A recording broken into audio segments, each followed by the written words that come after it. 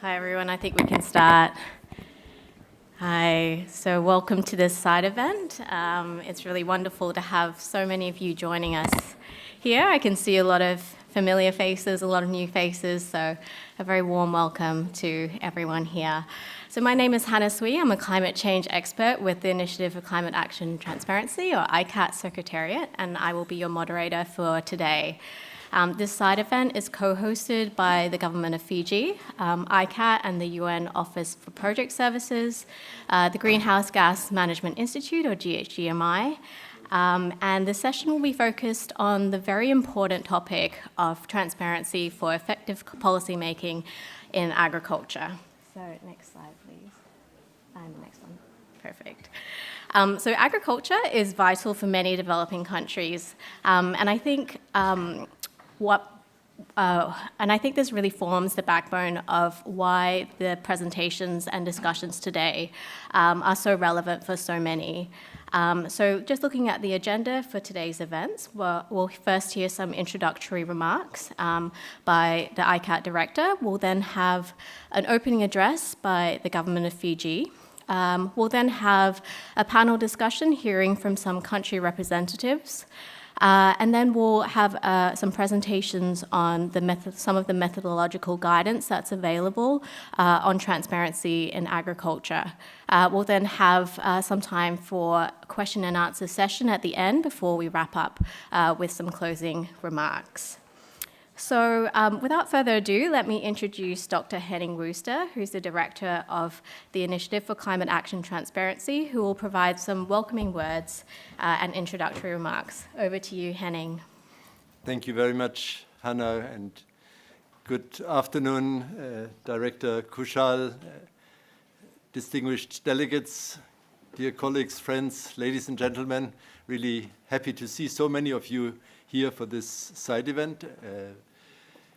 And special thanks to our co-organizers, Fiji and GHGMI, partially only participating online, but some of them are already also here in the room. And of course, a very special thanks to all of you for coming. And I see many familiar faces and some new faces. So very pleased to have a good mix of expertise in the audience. And I hope you all are ready and eager to engage in a good discussion. We are this year at the year when the climate process is taking a global stock of what the Paris Agreement is delivering. And a lot of is still being debated, but I think one thing is clear, that everybody agrees that we are not on track. And I would say we can summarize the situation that we have 5,000 or more delegates here in Bonn these 2 weeks to try to work together to bring the Paris Agreement back on track. Now, that really is where also the essence of transparency lies. Transparency helps to work together, and that's what you have is behind the hashtag Together for Transparency. Transparency is not only a reporting exercise, but it's actually something that helps to collect and manage data for effective climate policies. It's about engaging stakeholders, both at the domestic level and internationally. And of course, it's about accountability and about working together. And this is very much at the heart of ICAT's approach and our support to developing countries in terms of helping them to build effective transparency frameworks that are effective to advance climate actions and climate policy. And I'm very happy that today we are focusing on agriculture, because agriculture is really one of the key sectors for developing countries. It is the most important sector in many countries in terms of employment. It's a very important sector in terms of its contribution to greenhouse gas in terms of contribution to GDP, but it is also a contributor to greenhouse gas emissions, and therefore it needs to be addressed as part of a mitigation policy. But primarily, it's actually under threat due to climate change impacts. And with that, a lot of existential threats come to food security and other livelihood challenges that need to be addressed. So agriculture is both a mitigation and an adaptation challenge. And that's how we want to approach it here today. And that's where transparency, in our view, can make an important contribution by helping countries to collect and organize the data that they need to effectively plan their agricultural policies, both for the adaptation and for the mitigation side. And I'm very happy that we have some excellent speakers here from various ICAT partner countries that can contribute their experience from both perspectives, adaptation and mitigation. We'll also hear about some of the methodological basis for some of the work that can be undertaken. And one of those methodologies is an ICAT methodology prepared by the Greenhouse Gas Management Institute and released recently. It's the ICAT agriculture methodology, which is part of the ICAT series of policy assessment guides, which I really want to recommend to you. The agriculture methodology is part of 5 methodologies helping to assess greenhouse gas impacts of policies. Others cover the energy sector, transport, forestry, and energy efficiency. We also have some cross-cutting methodologies that look at impacts on sustainable development, which is a critical aspect of effective policymaking, and at the potential for achieving transformational change. And the third one in that category looks at engaging subnational and non-state actors. So I won't go into the details. I recommend to you to look at our website, where you can find these methodologies and many other tools, or to talk to us, myself or my colleagues, after the side event.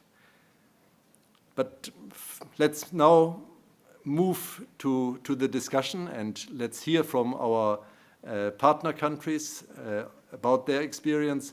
And as I said, please engage in the discussion after the event. We really would like to hear from as many of you as possible. So thanks again to our speakers, thanks to our co-organizers, and I'm very much looking forward to an engaged discussion. Thank you. Thanks, Henning. So now I'd like to welcome Mr. Kushal Raj, who is the Director of the Climate Change Division at the Office of the Prime Minister of Fiji. He oversees and leads climate change-related policy and planning implementation for Fiji, and is the UNFCCC focal point for Fiji, as well as the head of the delegation here at SB 58. In Fiji, ICAT worked with the government to strengthen the national MRV capacity for estimating agriculture sector GHG emissions. This included supporting the establishment of an institutional MRV system for the agriculture sector, assessing GHG and sustainable development impacts of agriculture policies, and providing evidence-based recommendations for raising ambition in Fiji's next NDC next year in 2024. So I'd like to welcome Mr. Kushal Raj. Over to you. Thank you very much to the ICAT Secretariat and, of course, Dr. Henning for really setting up the stage for us today. I thought the messaging was very clear as to why we need transparency in our agriculture sector, in particular for developing countries. And Fiji, in essence, noticed, the importance of this when we faced the COVID-19 shock with our tourism industry. So it's very critical that, for a growing sector like agriculture, we undertake the right reporting methodologies as part of our NDC update and commitments, like mentioned by the ICAT Secretariat. I'd like to acknowledge and thank representatives of the UNOPS today. Colleagues, ladies and gentlemen, Bula Vinaka, and a good afternoon to you, and warm greetings from the Pacific. It's my pleasure to address you all today and to really share a bit about Fiji's successful experience with the ICAT project to set up sectoral MRV systems for the agriculture sector. In particular, we're looking at livestock and the rice sector, and the importance of data for evidence-based policy making in the agriculture sector. In fact, as part of this work, we've really strengthened the capacity of the Ministry of Agriculture to stand alone and to be able to report on the GHG emissions from the agriculture sector. Fiji, like many other SIDS, has limited financial, technical, and human resources to effectively gather and analyze data required for reporting under the Paris Agreement. We often lack the necessary infrastructure and expertise to collect and report these data comprehensively through our GHG inventory, including adaptation and other relevant indicators. To overcome these limitations, it is necessary to enhance institutional, human, and technical capacities. Through the ICAT project, Fiji has moved closer to bridging these gaps and limitations. The ICAT project has improved Fiji's capacity in implementing agriculture sector MRV systems for livestock and rice cultivation based on a sustainable institutional arrangement, as well as measuring the performance of climate policies and developing recommendations for Fiji's enhanced NDC. And by this, what we also mean is that we've been partnering a lot with our Fiji Bureau of Statistics as a central bureau on data and reporting, as well as our ITC systems. So it's not only hitting us as a division or as a ministry, including line ministries, but as a whole of government approach and response to climate change. The project, when initiated, was very forthcoming, noting its value in not only informing policies and strategies, but in helping build technical capacities locally. The capacity building component of the project is in GHG, measuring, reporting, and verification and policy analysis, as well as SDG impacts, was timely and much needed for informing the operationalization of Fiji's climate change law, which mandates sectoral GHG data compilation and recognizes the cross-sectoral coordination and collaboration needed to support national inventory development processes.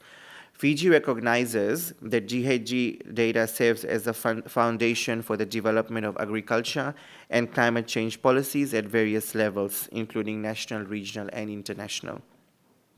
As bearers of climate policy and planning issues in Fiji, we rely on reliable data to set targets and establish regulations and design programs that promote sustainable agriculture practices. And so it's important that transparency is fundamental to these principles. We also note the importance of GHG data in tracking the progress of emission reduction efforts and assessing the effectiveness of implementation of our policies. And so we are very grateful to the ICAT support in Fiji, and this entails the following: to develop a blueprint for MRV system for mitigation in the agriculture sector, improve Fiji's capacity in improvement of the national MRV systems for the most problematic GHG inventory sector prioritized by the government of Fiji, improve Fiji's capacity in applying ICAT tools to policy impact assessment in the agriculture sector, and develop recommendations for including agriculture sectoral policies in Fiji's enhanced NDC. The agriculture policy assessment developed has played a vital role in our potential through the GHG impact at the policy level, and by strengthening Fiji's agriculture policy assessment, we can identify ways in which the sector can be included in future NDCs, like mentioned previously. And with those brief remarks, I would like to again thank ICAT as well as the GHG Management Institute and technical partners for the effective implementation of Fiji's ICAT project. It was indeed a very successful collaboration, and we are much looking forward to partnering again to phase 2 of the project. I hope that Fiji's experiences and lessons, which you will hear more of today from my colleague Namisha, are of value to all of you. And I envision that platforms such as these facilitates greater sharing of best practices and enables identification of opportunities for collaboration and support in achieving global emission reduction targets. And while we are here in Bonn in a very complicated political environment to look at negotiations, really ICAT and other incentives are the pathway in which we implement national level commitments and foresee our net zero targets. And so thank you once again for your time, and to the ICAT Secretariat. Vinaka.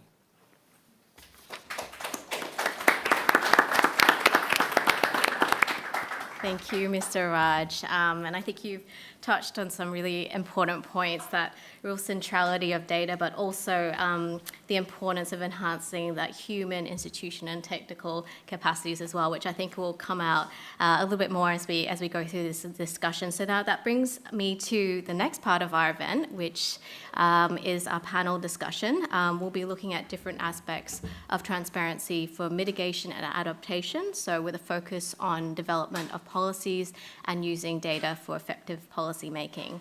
So with that, I'd like to please first thank Dr. Henning Wooster and Mr. Kushal Raj, and ask that our 3 panelists could come up on stage. If you could take a seat in the first row. Thank you.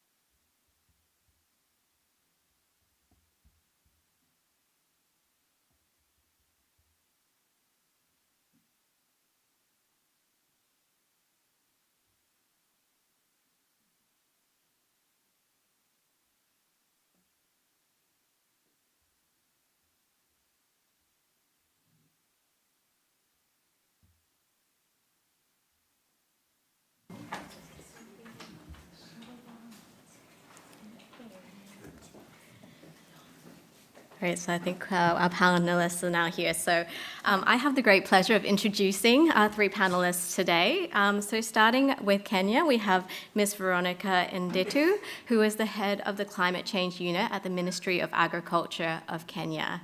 Veronica is an expert in agriculture and climate change with substantial experience in agricultural issues, including crop production, food security at community and national levels, building capacity of stakeholders on agriculture and climate change and policy development. From Panama, I have the pleasure of inviting Ms. Mabel Zuniga, who is a climate change analyst at the Ministry of Environment. Mabel is a climate change analyst at the Climate Change Directorate of the Ministry of Environment of Panama, where she focuses on the development of projects and strategies related to climate change adaptation and the construction of climate resilience in the most vulnerable communities. And thirdly, from Fiji, we have Ms. Namisha Nikita, who is the Mitigation Officer at the Climate Change Division in the Office of the Prime Minister of Fiji. Namisha works within the mitigation stream of the division and coordinates and supports implementation of climate mitigation projects in collaboration with relevant ministries of the Fiji government. She also coordinates activities for the development of Fiji's GHG inventory. So welcome to our 3 panelists today. So in terms of our discussion, I'd like to start firstly with Veronica. So as part of the ICAT project in Kenya, and a monitoring and evaluation system for climate-smart agriculture was developed. Are there any lessons learned that you can share based on your experiences doing this?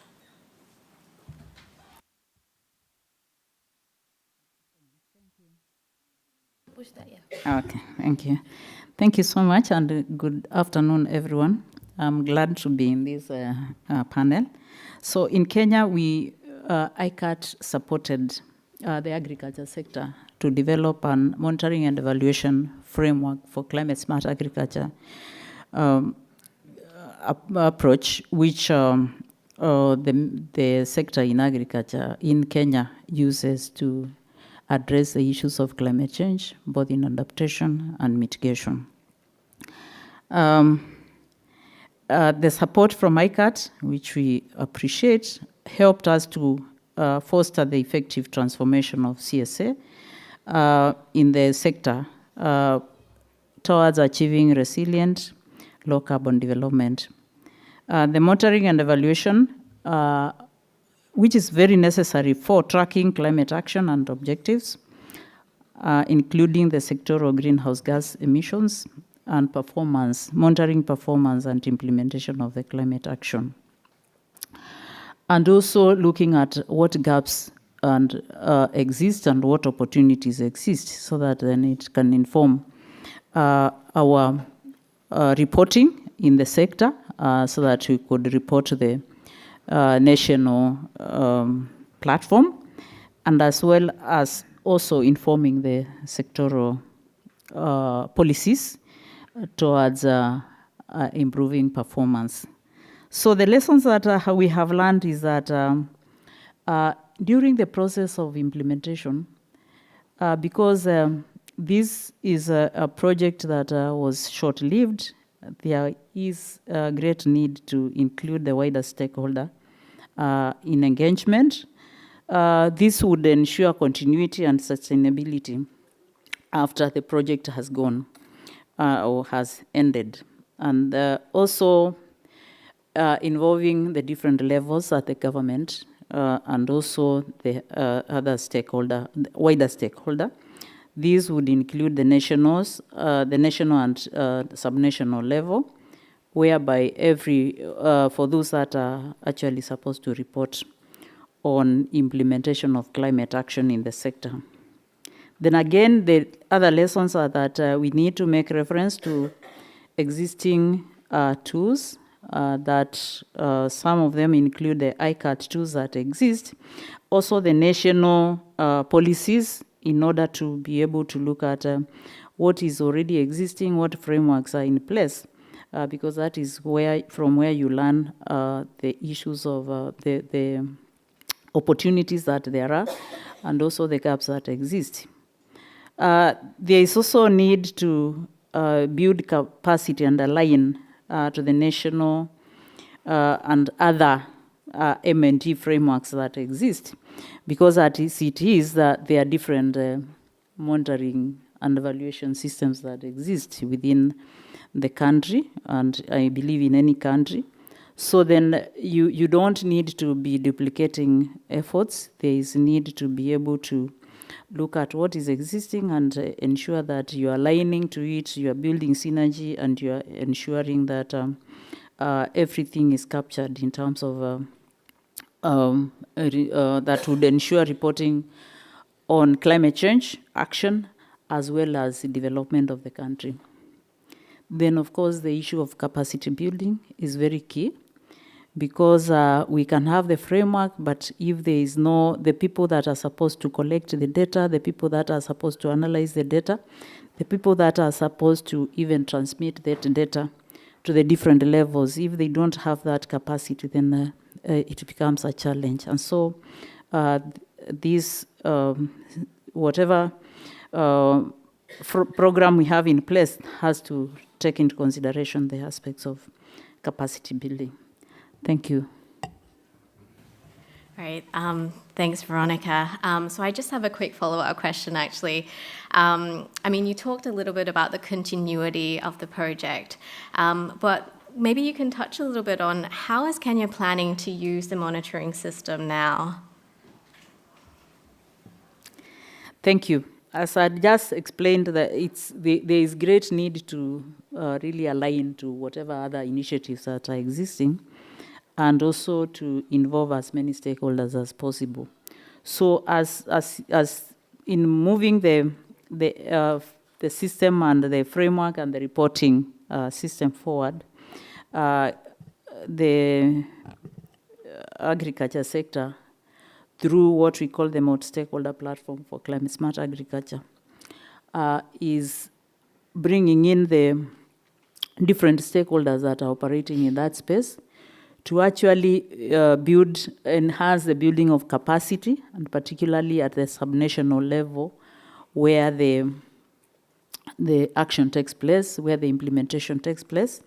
And so the different stakeholders are actually coming together to enhance that the capacity building. From what was done by the project, we had a small group of people trained. Now we have multiplying that through the stakeholder engagement. And of course, the involvement of the Minister of Environment, which is the focal point for reporting the national issues, so that they are also involved in building the capacity of the sectors and agriculture involved in what to do. There is also the issue of ensuring that there is a involvement of everyone in terms of everybody understanding exactly what this reporting is all about. And so there are many requirements. There is the need to report on the development for the sector. There is the need to report on the climate change. There is need to, and even different stakeholders have different reporting needs based on the whoever sponsors them and to whom they answer. So that bringing together all these perspectives and ensuring that this framework or system is actually answering to all the needs of the different stakeholders and the different levels is a very key issue. And I think that is what we are trying to do using the other initiatives that we have aligned to. Thank you. Great, thank you so much. So Mabel, on Panama, strengthening the M&E system for climate change adaptation in agriculture was one of the key outcomes of the ICAT project in Panama. Can you tell us a little bit about the challenges that you faced and if there are any lessons learned that you can share? Sure, and thank you very much for the invitation. Panama has been delighted to work with the ICAT family this past year, and because of the support they have given us, we were able to strengthen our M&E system. So Panama in 2020 developed its M&E system for all the NDC sectors of our NDC that was submitted in 2020. One of those sectors was agriculture, livestock, and aquaculture. So in that sense, part of the indicators that we developed was focused on this sector. It was quite important because this is a sector is priority for Panama. It's one of our main economical drivers in our country. So for us to develop this information was key to have a planning of the adaptation that really relied on data that was certain and for information that we could actually use. So the first part of this process was to engage all the stakeholders or the institutions that had information about agriculture, livestock, or aquaculture.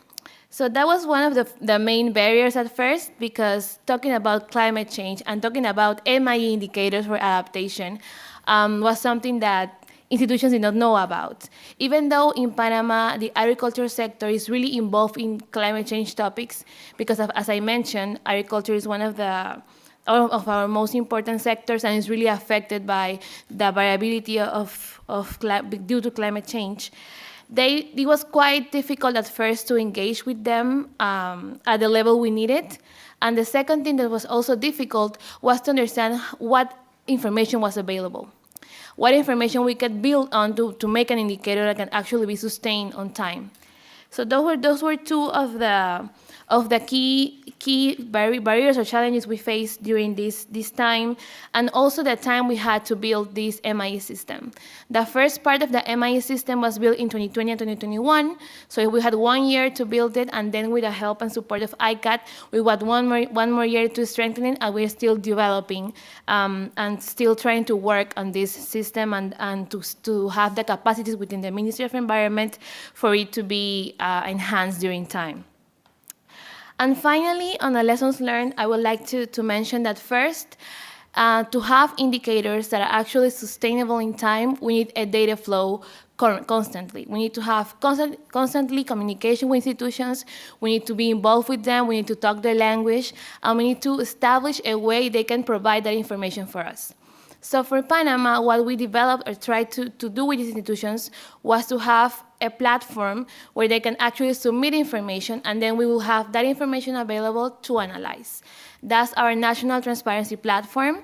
It has one MIE module right now, and institutions have been capacitated, and we have been strengthening their capacities on climate change and MIE systems, so they can actually put the information in this platform, and we can access the information, and we can then keep tracking on how the indicators actually respond to the issues we're having on the agriculture sector and the other 9 sectors we have on our NDC.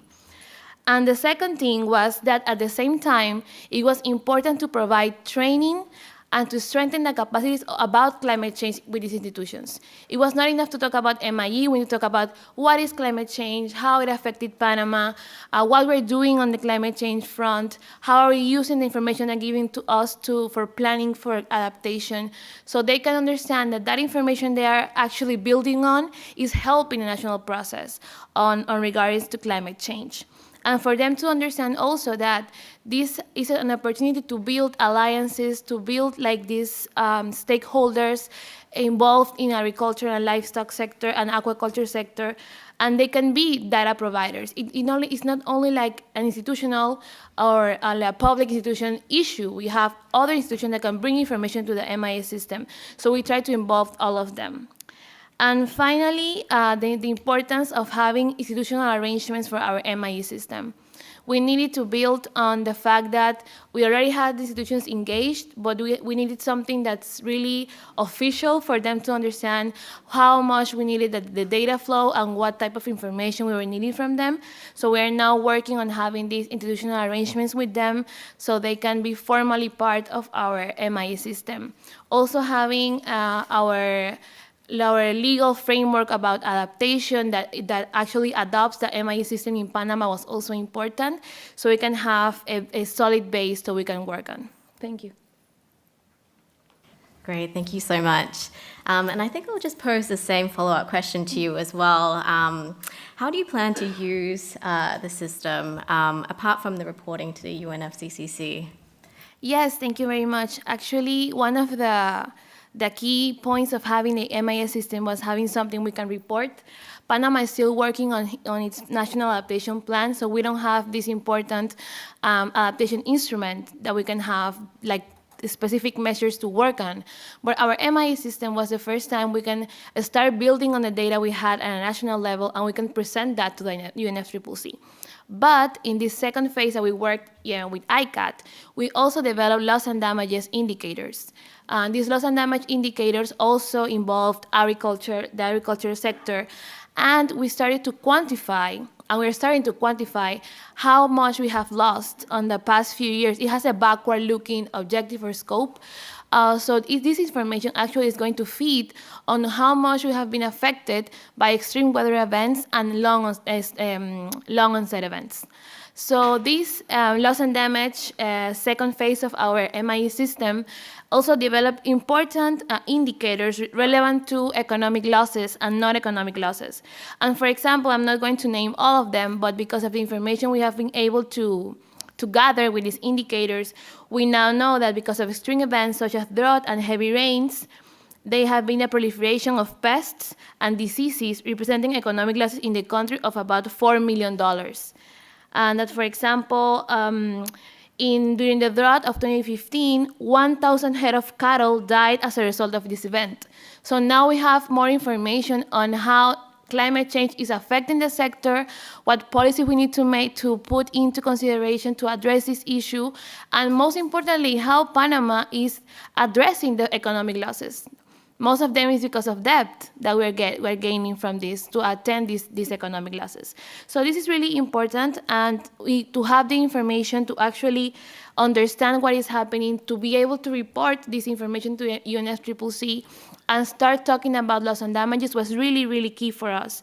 And of course, we are working on enhancing this MIE system, as I mentioned. Now we're working on our NAP, our National Adaptation Plan, and we know that with this NAP, we're going to be enhancing the MIE system, but having the information in our site is really important. And also, something that we have been working on is having a core team that works with the MIE system.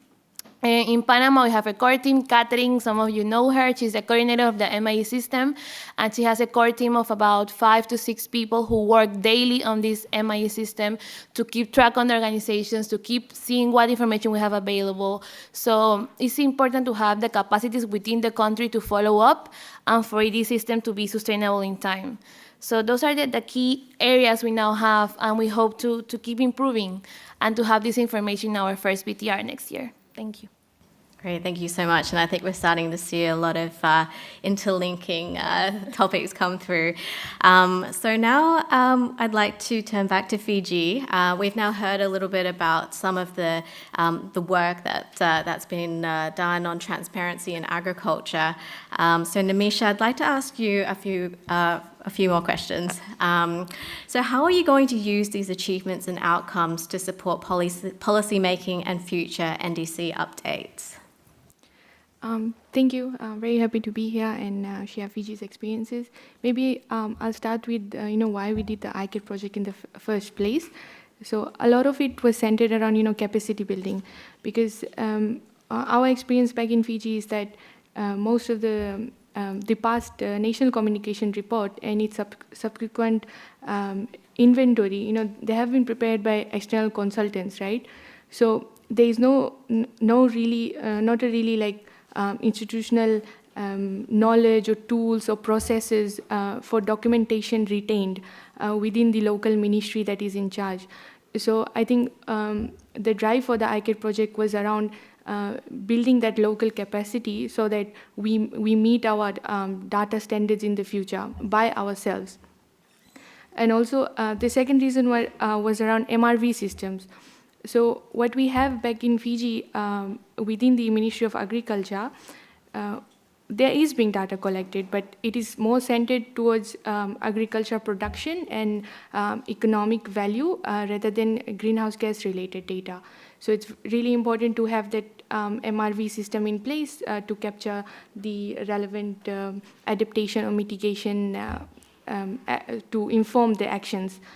And the third one is really policy. So because our NDC is energy sector focused, so all of the efforts in terms of policy and activities are driven towards the energy sector. So less attention is paid on the agriculture sector.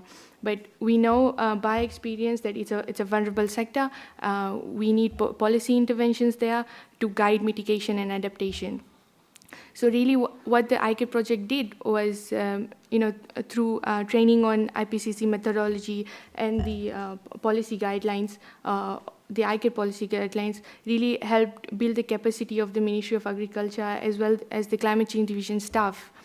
And a product of that was, a guidance document on livestock and rice cultivation emissions. So what these guidance document and manuals are, they outline very detailed steps on how to prepare a agriculture greenhouse inventory, and it has been approved for adoption by the Ministry of Agriculture. So I would like to just focus on the policy assessment part of the ICAT project. So what the policy assessment did was take two very important agriculture policies, one being a 5-year strategic development plan, which is focused on livestock and of increasing livestock production by 10% to support food security and as well as food system. And the other policy was the rice strategy. The rice strategy is also increasing production by increasing land area. So what these policies did was sort of assessed for greenhouse gas impact and sustainable development impact. And what we see from the assessment is that there's a negative impact on greenhouse gas inventory. So greenhouse gas emissions. So we see that through implementation of these policies, if implemented, we'll see an increase in emissions. But then when you look at the sustainable development impact, they are positive and as well as negative. So in terms of impact on food systems and soil health, so this is negative because you're increasing nitrous oxide emissions as well. But then for the rice policy, if you look at it's supporting socio-economic benefits, so that's a positive SDG indicator. And so that's the policy assessment of the ICAT project.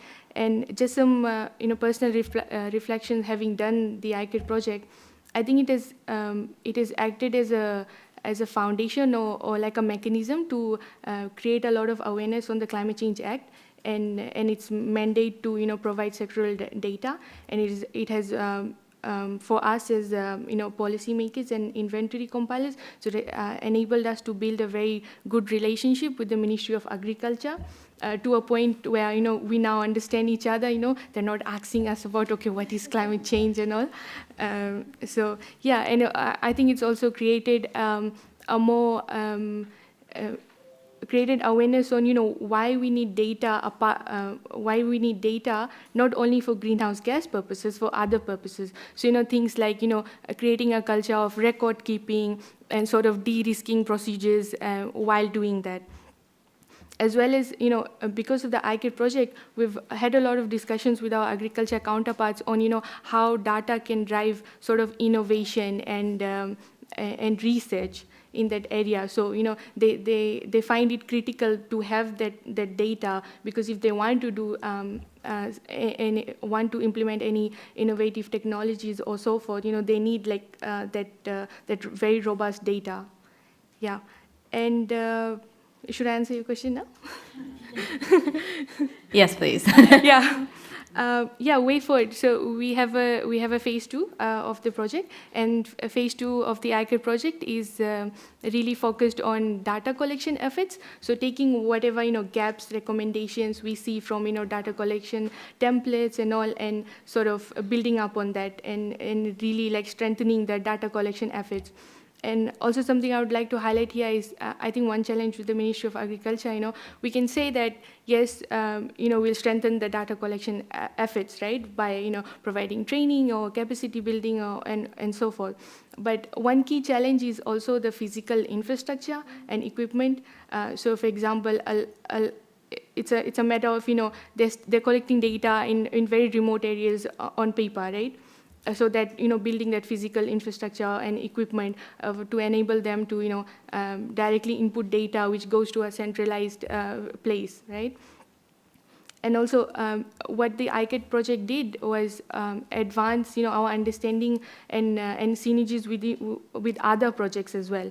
So we have the ACAR project with the Australian government, and it is centered around moving to a tier 2 data for agriculture. So ICAT acts as a foundation of leading that process, and as well as for future NDCs. So we have our CBIT project that's nationwide inventory system and online system. So I think what the ICAT project does is sort of provide an example on how the national system should be framed. Yeah, thanks. Great, thank you so much. And Namisha, I think you touched a little bit about this topic of synergies. And my next question, I think, is actually quite appropriate for all of our panelists. I'll just say it and see who would like to take it first. So have you approached synergies between adaptation and mitigation in agriculture, and how could an M&E framework support that?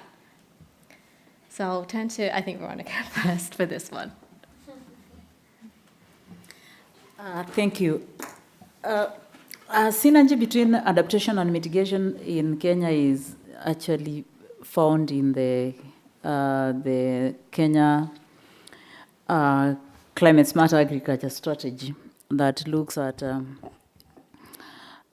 issues of addressing climate change in terms of the three pillars of increasing productivity, increasing resilience and adaptation, as well as addressing the impacts of climate change. So our monitoring and reporting system that has been developed by with the support of ICAT actually have indicators that look at both adaptation and mitigation. But we also know that mitigation is looking at the emissions requires not just the raw data collection, it also requires to simulation of that data collected and also modeling it so that it can give us the emissions. So then we have done mainly the reporting on adaptation through the project that we just finished in Kenya.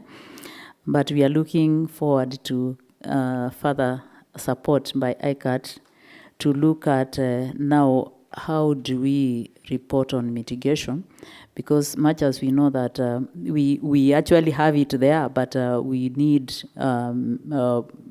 ways of institutional arrangements and also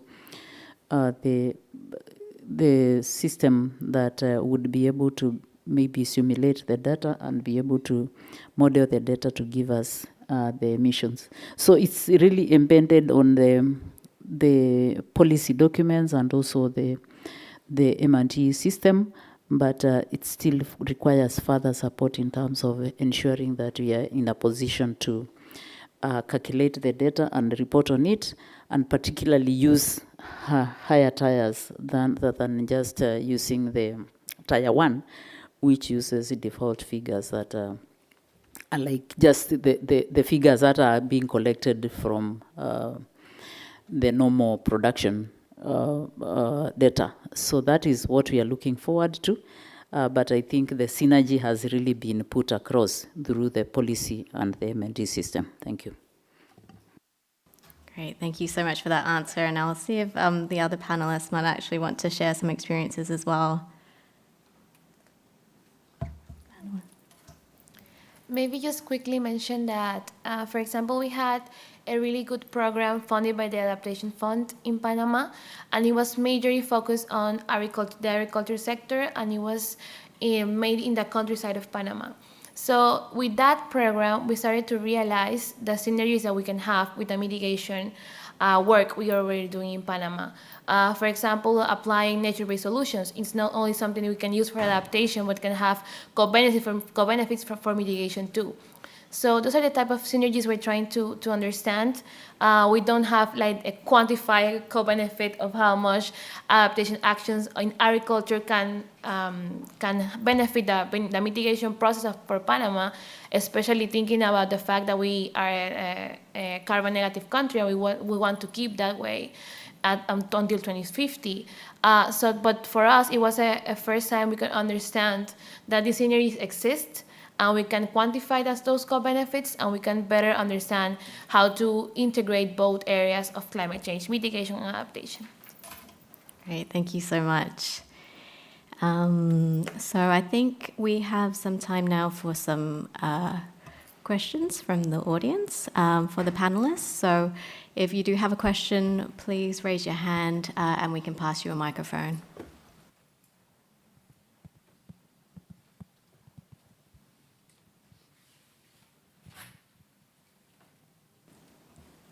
I can see we have a question here up the front. Oh, and also. Thank you very much. I represent Azerbaijan, which is going to be nominated as a host country for COP29. As you know, if we have managed to do it, inshallah. My question is regarding the capacity building issues in your countries. It's a very crucial issue in all our developing countries. As I know that head of climate change unit and other colleagues have made some information, provided some information about how you are going to do it. But another issue, it's also very vital, and how you are going to manage the issue, how we manage, because it's very important to have local experts, not rely on the external experts, in order to have the consistency of institutional arrangement, institutional member, etc. But in this issue, how ICAT also could provide support, or it's because the list of countries I couldn't find my country as well, Azerbaijan, as partner country. I don't know why. Maybe it's for some procedures issue. But anyway, please answer my questions. How are you going to do it? Provide the institutional arrangement. The capacity building for your local experts. It's very important. Not rely on external experts. Thank you.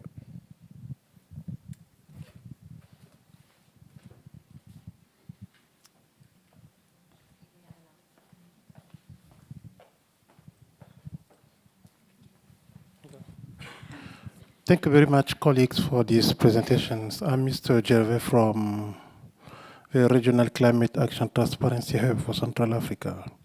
I wanted to check with colleagues, panelists here, because here you are addressing issues related to agricultural sector. How do you manage this challenging on institutional arrangement between Ministry of Agriculture and Ministry of Environment? Thank you. Thank you. I think we have one more question.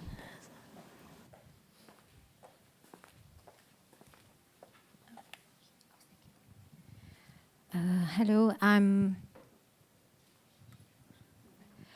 Sarita Mihilol from Mauritius, from the Department of Climate Change, Ministry of Environment. And I'd like to thank the speakers for their insightful presentations, because Mauritius is in the process of joining the ICAT family. So it's good to know that you're doing a great job together with the ICAT. I have a question in particular for Veronica, because out of the three speakers, Veronica is the only one representing a line ministry. And I would like to know how you work together with the Ministry of Environment. If it is the Ministry of Environment which is the focal point, is it challenging? Is it a smooth relationship? Or like Ministry of Agriculture might say that this is your job, why are you asking us to do a bit of your job? Thank you. Great, thank you so much for those questions. So I'll turn over to our panelists now to see who would like to, if anyone would like to volunteer to answer the first question on capacity building.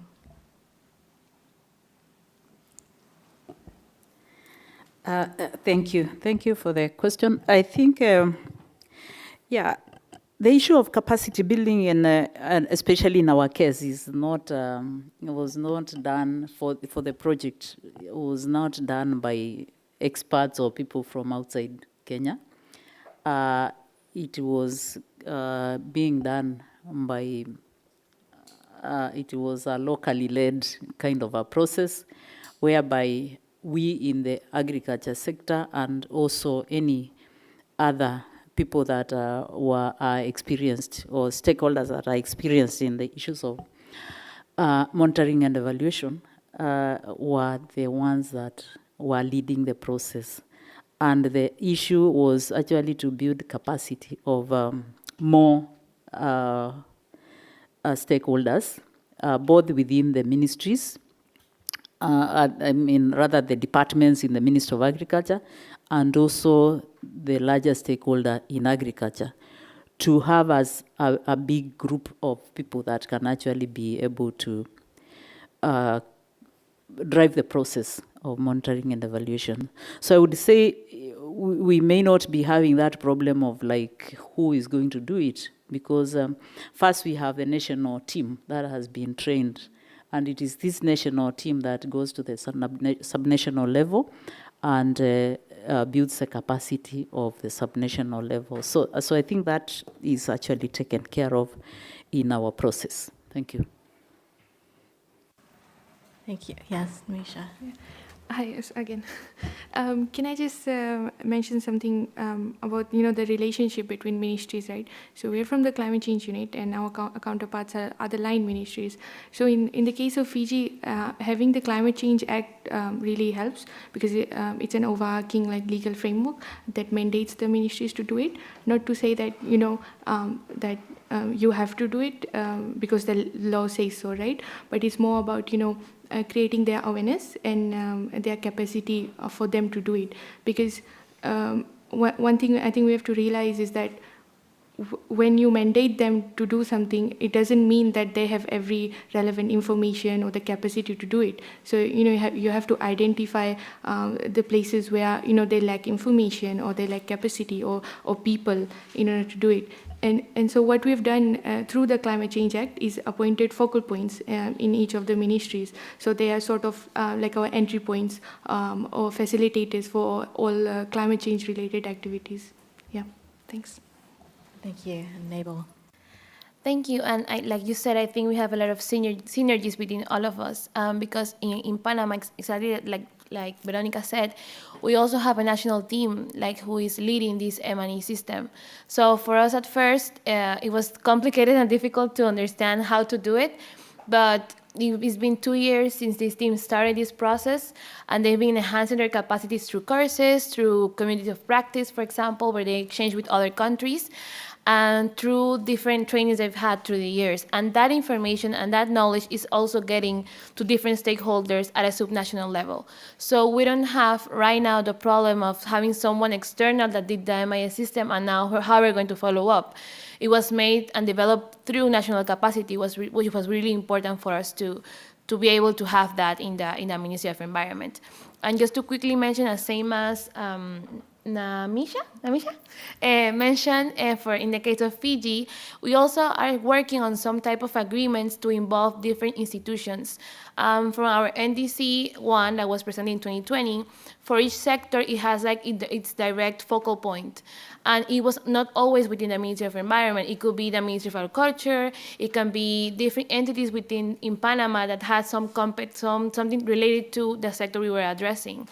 And now, we are working on having these official agreements with them, so this data information can flow more frequently, and they have this responsibility on paper to say something of providing that information. But they have been, and I think that's key to have them involved since the beginning of the process, and so they can learn with the process, and then it will be more easy for them to provide the information. Great, thank you so much. And just quickly, there was, yes, please. Yeah, thank you. There is a question that was specifically asked to me. Yes, I think we are lucky that in Kenya there is a very structured regulation and policy framework whereby the Kenya Climate Smart, not Kenya Climate Smart, the Kenya Climate Change Act gives a very clear reporting system so that the sectors that are supposed to report to the Minister of Environment, and then the Minister of Environment is the one that, of course, collates data for this.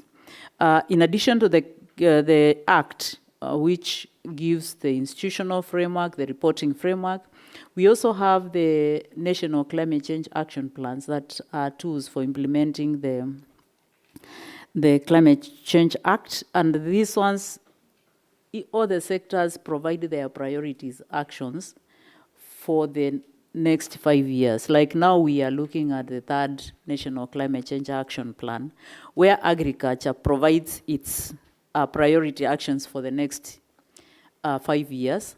And now the reporting just is you have to report on what you said that you are going to do. And the Minister of Environment, through the Climate Change Directorate, coordinates us as sectors to provide the sector reports. So it's so well structured in Kenya such that we really don't have issues of this is not our work, because it has been made our work, and it has been made mandatory for us to report. Thank you. Great, thank you so much for that answer. So I'll take this opportunity now to say a big thank you to all three of our panelists. We will still have some time at the end for some more questions, but if you could just take a seat on the front row, our panelists will stay with us until the end. And I'd like to invite Ms. Julia Wolf and Dr. Henning Wooster back onto the stage. And we'll also have Ms. Olga Leandres connecting remotely for this second part. So in this part, we're going to hear a little bit more about the guidance that's available to countries for transparency, for mitigation and adaptation in agriculture. So I'm pleased to welcome our first speaker, Ms. Julia Wolf, who is a Senior Natural Resources Officer at the FAO, and she will be talking to us about the FAO guidance for the M&E for adaptation in agriculture. Julia has over 20 years of experience in agriculture and climate change, working for the UN, the German government, and civil society organizations. She is a key lead in FAO to support the agriculture negotiations, joint work on implementation of climate action on agriculture and food security, national adaptation plans, and NDCs. She is also the program lead for an FAO and UNDP co-led flagship program called Scaling Up Climate Ambition on Land Use and Agriculture through NDCs and NAPs. And this program provides capacity development for countries on setting up effective M&E systems. So Julia, the floor is yours. Thank you so much, and thanks so much for inviting FAO to this really interesting meeting. I think it's so well chosen. Agriculture, food security is so high on the agenda, so it's really great to have a space to really look at specific elements for the transparency framework. And I really like the way you framed the beginning on the togetherness, right? Because that's what needs to happen, and this is what is so challenging. And it's kind of an honor or a challenge, let's say, to speak after this really well explained country interventions, because the devil is in the detail, as you know, and I think that's what we all need to hear on how countries do go about. Let me just thanks for introducing me, but I also like to actually introduce my colleagues, because I'm here speaking on behalf of Mirella Salvatore, who is actually the FAO lead on transparency. We also have Martial Bernou here in the room. He can also say some things about FAO tools. I know we don't have a lot of speaking time. There's also Elisa Di Stefano. So that's the FAO Together approach, to just name a few, in terms of really what we try to provide in terms of methodological work, but also most of all country support. And this is also what I'd like to kind of emphasize in 4 or 5 points. And it already came up in the question, so thanks so much to one of the speakers. So the first kind of service FAO is providing is to support countries on building sustainable and robust international institutional arrangements. No? And everybody said it.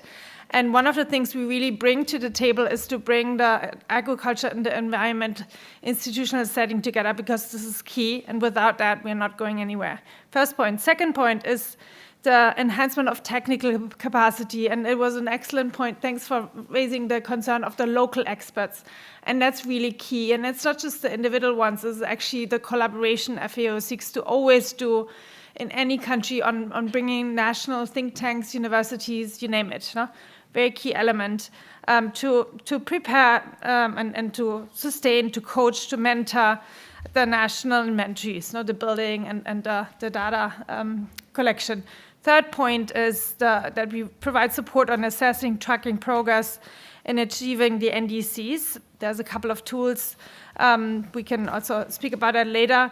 And then the fourth key point is really what this topic is about, which was always like, because I'm the one working on adaptation, so I always felt like adaptation is a little bit a stepchild under the transparency. But this is changing now, and I'm really glad. And that's actually one of the contributions I need to take here. So overall, in a nutshell, FAO has been there since day one of the Paris creation, mostly with support provided through the Jeff Sibbitt program, which was really a key funding to make all of this happen. We also have some bilateral funds which enabled some. For example, we did bilateral work with Kenya on M&E training. So there's a really dedicated organization, but also a network, and this is why the partnering with ICAT is so important. So let me say now a couple of things on adaptation. And again, I think one of the complexities we all have here is there's the global adaptation, the glass work stream happening. There's the expectation that at COP28, we will have a framework that bundles all these adaptation-related work streams. It's really key for us, and that's why, again, we need more countries and more voices to say there need to be a specific place on agriculture, food security matters, because that cannot be forgotten, not in the global adaptation goal, not in the global stocktake, not under the transparency framework. And it's not a given. That's the experience we have of FAO in many countries. It's not a given that necessarily agriculture champions, that the technicians are really part of the equation. And that's really something we kind of clearly like to vocalize here and advocate for. What I wanted to say, and this is basically on the slide because my intervention should also be on methodology, is really that we developed, based on the country experience and work, like a step approach, and I won't go through all the steps, but one of the key messages it is really that whatever happens on the M&E, it needs to be kind of really connected to the overall, not a sector. M&E system needs to be connected to the national M&E and needs to build on what is eventually already prioritized and set under the NAPs or under the adaptation part of the NDCs. So it cannot be a standalone. It needs to be based on the adaptation policy context, and that's the case in many countries, but it lacks often like the consistency or the alignment. And this is why the institutional settings are very, very key. What we will share with you, that we have a developed guideline with FAO and UNDP guidance note on what these detailed steps do entail. But let me maybe conclude with one key point. So these are a step approach, but what is really one of our key recommendations, and that's also something we have already shared in the last workshop, not this one, but the last one of the GGA, in terms of measuring adaptation progress, is that we really recommend to bring in the SDG indicators, right? Because, I mean, and I guess, and I would love to hear from the countries, it really hits the point of the overburdening of countries' reporting, right? So our assumption here, and that's what we're proposing, is that the indicators need to be, yes, context-specific, but need to capture this multi-sectoral aspects of adaptation coming from the agriculture sector. So this is why in the methodology we're proposing, it is actually matching what progress in the agriculture sector would mean to the SDG indicators, no? that target 13, 17 SDG. And in this way, you kind of come together like to then have some kind of information, like quantifiable and qualifiable information that is then ultimately coming because of the global adaptation goal and the global stocktake. No, so it needs to be like this flow. So we will launch soon like a publication on that, and we would love to hear your feedback as well. But that's really one of the key messages I wanted to bring in here, because we've been struggling for many years. Like, no, we had like 150 indicators, and then everybody was trying to reduce it, and then any partner you speak to, and I'm sure you also have something to say, but I will leave it here because I think I already overused time. Thanks so much. Thank you so much, Julia. So we also have a second speaker who will be joining us remotely. So Ms. Olga Leandros, who will be presenting the updated ICAT agriculture methodology that was recently launched. So Olga is a project manager at the Greenhouse Gas Management Institute, where she supports tool development and provides technical support for the capacity building projects under the mitigation program area. She has over 10 years of experience advocating for designing and piloting environmental programs and policies with a focus on water quality and agricultural land management. So Olga, over to you. Thank you, Hannah. I hope you can all hear me okay. And thank you to all the panelists and people in the audience for participating in the session. And thank you for the opportunity to talk about some of the tools and resources that ICAT offers in support of transparency efforts in the mitigation in the agriculture sector. So earlier this year, working with ICAT, we've completed the revision of the assessment guide focusing on agriculture. And this revised guide was released in March of 2023 and provides a methodology to assess greenhouse gas impacts of agriculture policies. A lot of the presenters have mentioned the importance of the agriculture sector in mitigating global emissions, so I'm not going to spend too much time on that. But of course, it's really important to evaluate the emissions associated with this sector and to ensure that planned policies or those that are already in place are helping countries meet their sectoral mitigation targets and commitments, as well as sustainable development goals such as food security and livelihood for farmers. So the primary intended users for this guide are governments and their partners who are interested in assessing greenhouse gas impacts of agriculture policies. And this guide helps to do that for policies at national, regional, or local levels. The methodology was updated to expand on and cover more agriculture subsectors. It now covers livestock, both including enteric fermentation and manure management, covers synthetic fertilizer management, soil carbon, and rice cultivation as well. Essentially, the guide provides a framework for assessing GHG impacts and walks the users through the entire process from beginning to end. It's demonstrated through a series of hypothetical policy examples, one for each of the subsectors that I had mentioned. But essentially, it provides a framework that can be applied to almost any mitigation measure that's being explored or implemented in the agriculture sector. The guide is composed of 3 parts, which are planning for the assessment, then kind of describing the selected policy, really understanding how it works, and what all the inputs and activities are under it. And then the third important component of the guide is doing the actual assessment, so estimating emissions or removals. The guide also provides additional resources and tools that can support different components of the assessment. And part of the update included developing templates and forms that can really help structure all the steps needed to conduct the assessment and improve the usability of this resource. The methodology that is utilized in the guide is based on the latest IPCC guidelines. So it incorporates all the latest available science in this field. And it can be applied to policies that are already in place. So assessing the impact after it has been implemented, as well as for policies that are being planned or designed. So we could project their potential impact in the future. So I'll keep it quick and wrap up. The methodology is available on the ICAT website. If you go to the toolbox section, navigate to the assessment guides there, you'll find the agriculture one as well as the other ones that Henning had mentioned at the beginning of the session. All the templates are also available there, as well as several videos that provide a little bit more detail on the guide structure itself and each component of the guide. The screen that was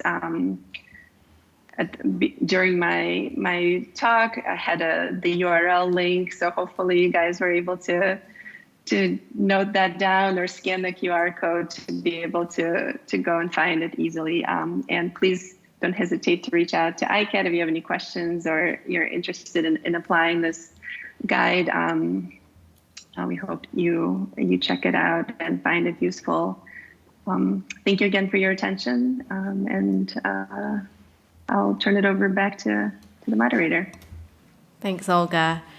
So at this point, we do have a little bit of time for some questions. So if you do have any further questions, please raise your hand. But just in the meantime, I just wanted to check with Julia, if someone wanted to access some of the guidance from the FAO, how would they do that?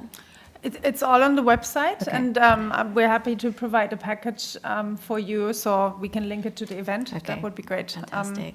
There's also a couple of other tools, like we have an NDC tracking tool, an MRV support tool, so a couple Great. of tools. Thank you. So yes, if anyone has any further questions, please raise your hand. We still have the panelists from before still here. If you have any further questions for them as well, please let us know. We can bring a microphone.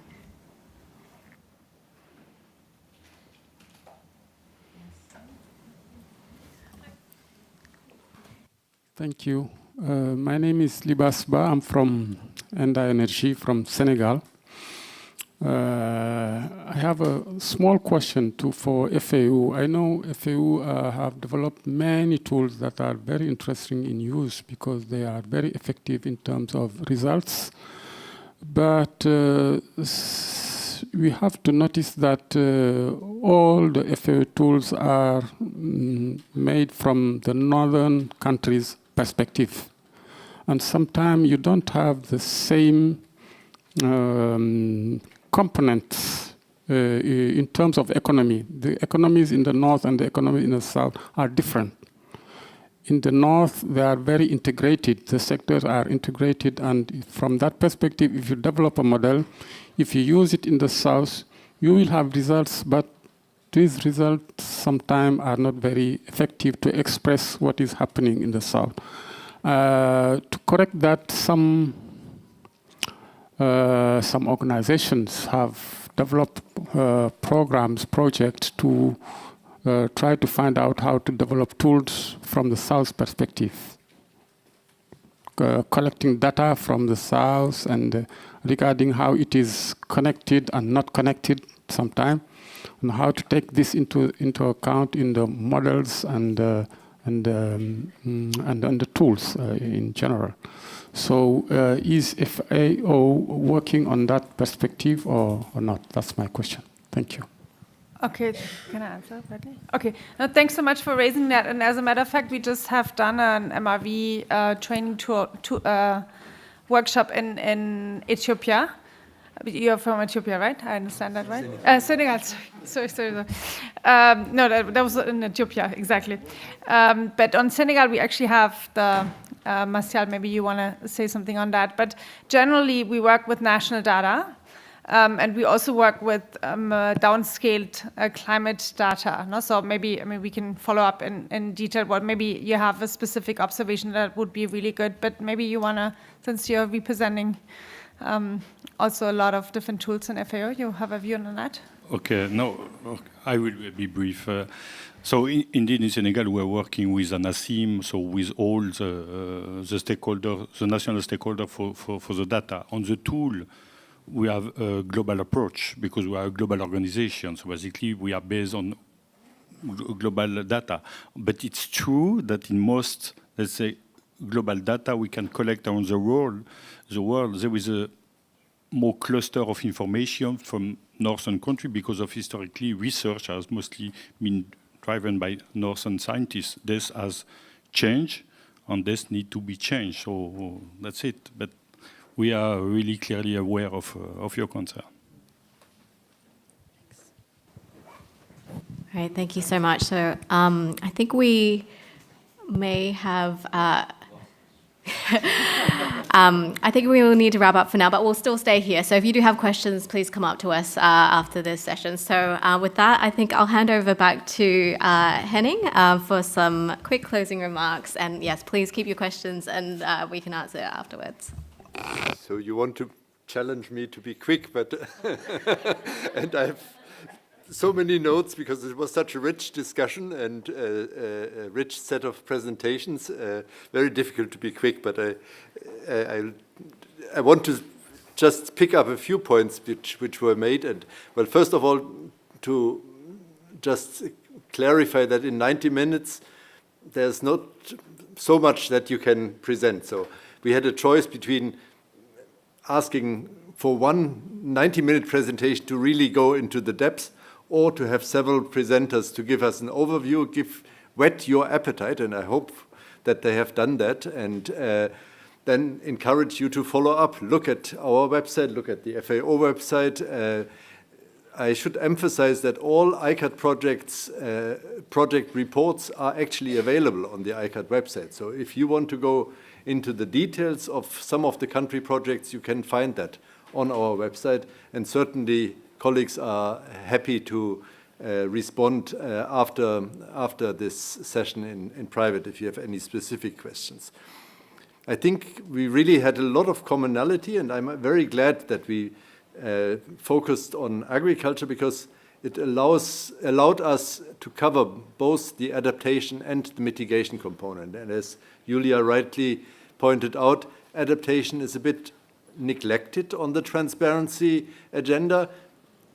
And obviously one of the reasons is that adaptation, M&E, is much more difficult. So aggregating adaptation is much more complicated.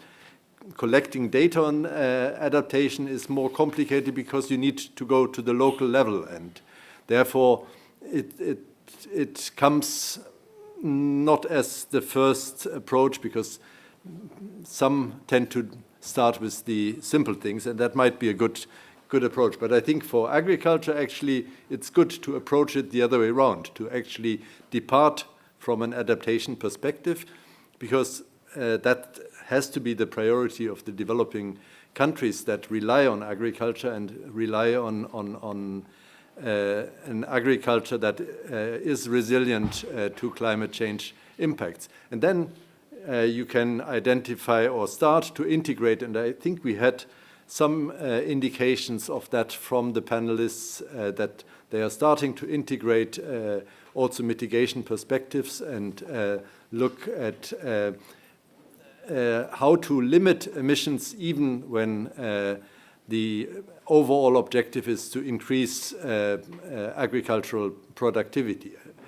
I think we heard from all three countries that you need carrots and sticks in order to engage stakeholders in agriculture and at the local level. So it's good to have framework legislation that clarifies the responsibilities. It helps, and we saw that from Fiji and from Kenya that they have this. But it's also good to have then an effective engagement with stakeholders. Explain why the data is actually useful at the national level, how they benefit from having sound data on agriculture and as a basis for good decision making. And then have capacity really down to the local level, so that the stakeholders can continue to be part of climate action in the long term. And I'm getting a signal that we are beyond time. So I said I can't be quick because there was so much in terms of rich information and richness in the discussion that I would love to continue some of the discussions also on the integration to the Sustainable Development Indicators that Julia mentioned, and clearly this is absolutely critical, and I also recognize that it might be overwhelming, but I think in terms of responsible governance, good data, including on development impacts, is something that cannot be neglected and has to receive sufficient priority. So let me perhaps stop with that remark. Thank you all again for joining us. Thanks to our partners for co-organizing this, for FAO and other speakers from Fiji, Panama, and Kenya for fantastic contributions. And let's continue the engagement outside and in future sessions. Thank you all so much.